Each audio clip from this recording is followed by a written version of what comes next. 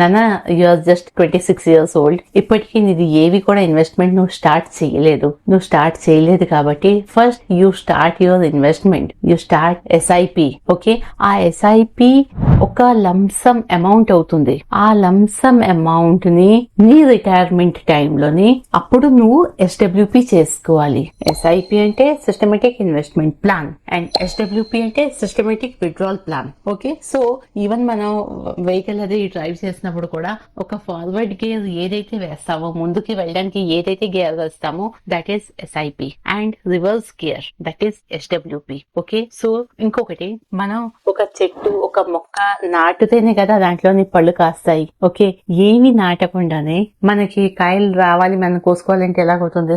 ఇప్పుడు మీరు అంటే ఆ చెట్టు ఎవరో నాటి ఉంటారు కదా, మేము కాయలు కోసుకుంటాం అనేసి. ఓకే, కానీ మనం కూడా నెక్స్ట్ జనరేషన్ కోసం అనేసి కూడా మనం ఒక చెట్లను నాటాలి కదా.